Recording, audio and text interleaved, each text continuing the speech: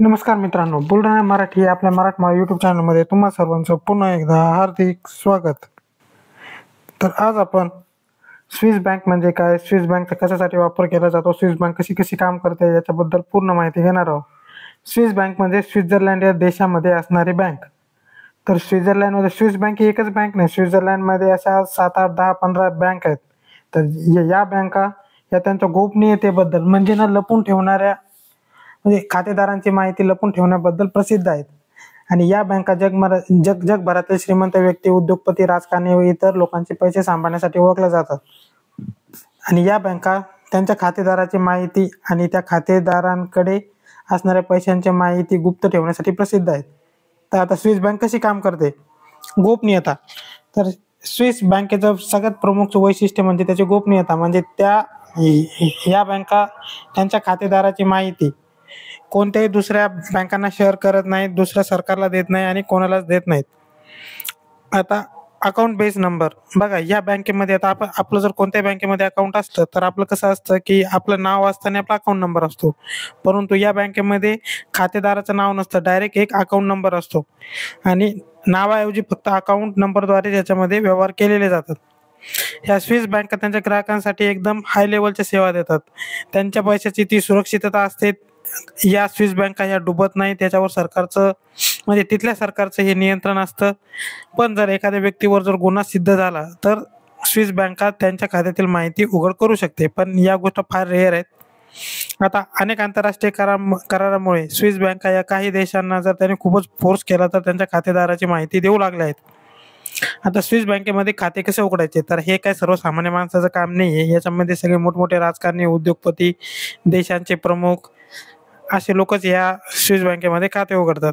तर आता स्विस बँकेमध्ये खाते उघडण्यासाठी काय करावं लागतं, तर सगळ्यात पहिले तुम्हाला स्विस बँकेमध्ये संपर्क करावा लागेल किंवा तुम्ही डायरेक्ट स्वित्झर्लंडमध्ये जाऊन स्विस बँकेमध्ये खाते उघडू शकता. तर स्विस बँकामध्ये याच्यामध्ये सगळ्यात फेमस बँक आहे UBS नावाची. तर हिला सगळेजण स्विस बँक असे म्हणतात. तर स्वित्झर्लंडमध्ये अशा भरपूर बँका आहेत. या सगळ्या असाच गुप्त खातेदाराची माहिती, रक्कम ठेवणे या पद्धतीवरच कार्य करतात. आता दुसरी स्टेप आहे की आपले ओळखपत्र, आपलं वैध पासपोर्ट, राहण्याचा पुरावा आणि उत्पन्नाचा सोर्स या बँकेला द्यावा लागतो. तर या बँकेमध्ये मिनिमम तुम्हाला 10 करोड रक्कम ठेवावी लागते आणि जास्तीत जास्त तुम्ही किती रक्कम या बँकेमध्ये ठेवू शकता. पण 10 करोडपेक्षा जर कमी रक्कम असेल तर तुम्ही इथे खाते उघडू शकत नाही. आणि काही प्रकरणांमध्ये तुम्हाला ती बँकेमध्ये जाऊन प्रत्यक्ष सुद्धा खाते उघडावे लागू शकते. सहसा तर याच्यामध्ये ते एजंटद्वारेच या बँकेमध्ये खाते उघडले जातात. तर नॉर्मल बँकेपेक्षा या बँकेमध्ये पैसे ठेवण्यासाठी प्रचंड प्रमाणात फी आकारली जाते, जी भारतातील सर्व बँकांपेक्षा खूप जास्त आहे. तर आता स्विस बँकेमध्ये भारतीय लोकांचा पैसा किती आहे, कशामधून येतो हे आपण पाहणार आहोत. तर बघा, भारतीय लोक आणि भारतीय काळा बाजार आणि स्विस बँका याचा संबंध नेहमीच जोडलेला आहे. आणि भारतीय अवैध मार्गाने कमवलेला पैसा हा हवाला मार्केट मार्फत स्वित्झर्लंडमध्ये जाऊन तेथे स्विस बँकेमध्ये ठेवतात. तर आता स्विस बँका अवैध पैशासाठी कसं काय प्रसिद्ध आहे ते आपण बघणार आहोत. तर त्या खूप गोपनीय आहे. त्या खातेदाराची माहिती आणि खातेदाराच्या खात्यामध्ये किती रक्कम आहे कोणाला सांगत नाही. तर करांचे फायदे बघा, स्वित्झर्लंडमध्ये करांचे दर हे खूप कमी आहेत. आणि दुसरं म्हणजे स्वित्झर्लंडमध्ये पैशाच्या संबंधीचे कायदे हे खूप कडक आहेत. तर त्याच्यामुळे इकडचे लोक सुरक्षित पैसा लपवण्यासाठी स्विस बँकांना प्राधान्य देतात.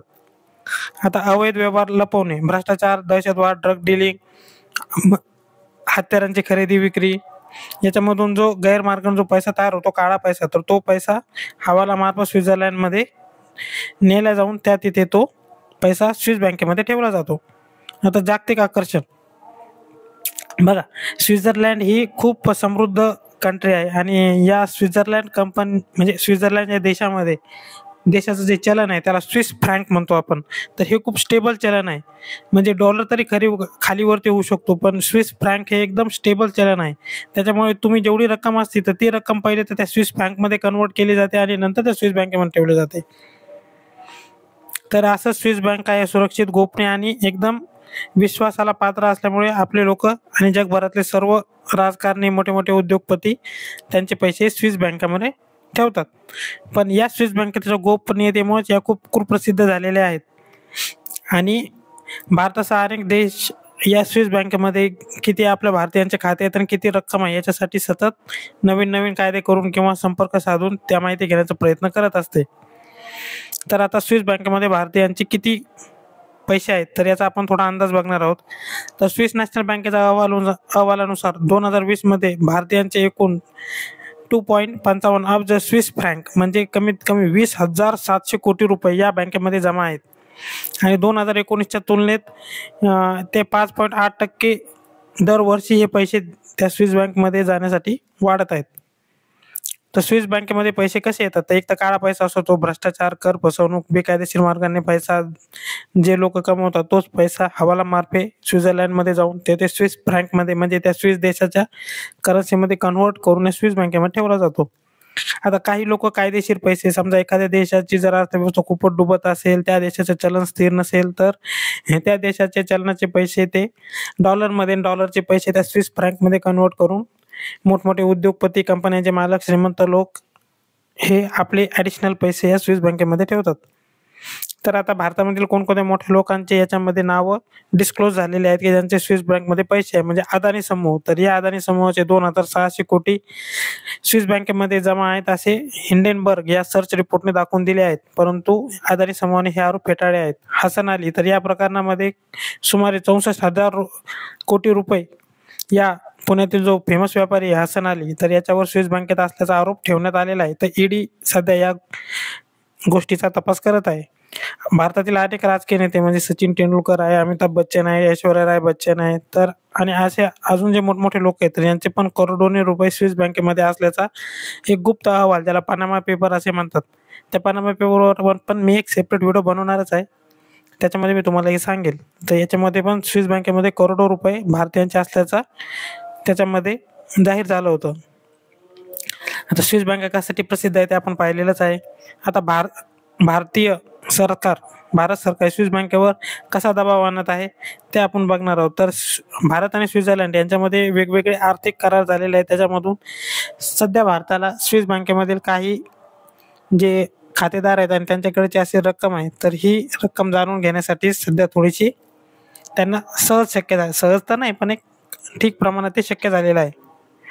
तर आता स्विस बँकेमध्ये दरवर्षी भारत सरकार स्विस बँकेकडून किती पैसे जमा झाले तर याची माहिती सरकारला तर भेटतच असते. आता आपण स्विस बँकेमध्ये पैसे ठेवण्याचे फायदे आणि नुकसान बघणार आहोत.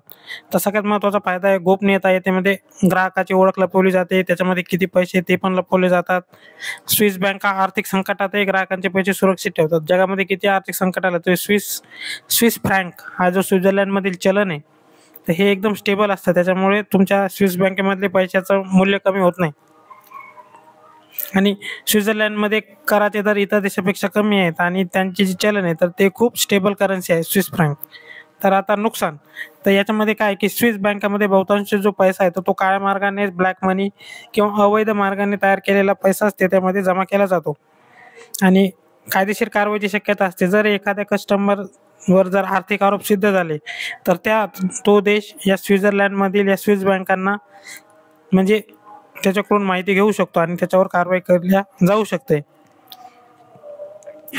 तर बघा, भारतीयांचे स्विस बँकामध्ये जमा करण्याची पद्धत ही फार जुन्या काळापासून आहे आणि भारताने स्विस बँकेचे केलेल्या करारामुळे आता काही लोकांच्या अकाउंटमध्ये किती किती पैसे हे सरकारला आता माहिती होऊ लागले आहे. पण आता हे बघा की स्विस बँकमध्ये ठेवलेला सगळाच पैसा काही 100% हा काळा पैसा नाही आहे. याच्यामध्ये 20-30% पैसा म्हणजे काही मोठे मोठे व्यापारी त्यांचा पैसा डुबू नये किंवा त्या देशाची अर्थव्यवस्था जर डबकायला आली असेल तर ते पण एक त्यांचा व्हाईट मनी पण स्विस बँकेमध्ये ठेवतात, पण त्याचं प्रमाण फक्त 15 ते 20% आहे. बहुतांश पैसा 70 ते 80% हा काळा मार्गाने कमवलेला, अवैध मार्गाने कमवलेला काळा पैसा त्या स्विस बँकेमध्ये जमा आहे. तर मित्रांनो, आज आपण स्विस बँक कशी असते, स्विस बँक कशी चालते, स्विस बँकमध्ये कोणी पैसे जमा ठेवलेले आहेत, स्विस बँकेचं कार्य कसं चालतं आणि स्विस बँकेमध्ये पैसे ठेवण्याचे फायदे आणि तोटे या गोष्टी या व्हिडिओमध्ये बघितल्या आहेत. तर आजचा व्हिडिओ तुम्हाला आवडल्यास या व्हिडिओला लाईक करा, शेअर करा, कमेंट करा आणि आपल्या बुलरनर मराठी या यूट्यूब चॅनलला सबस्क्राईब करा. धन्यवाद.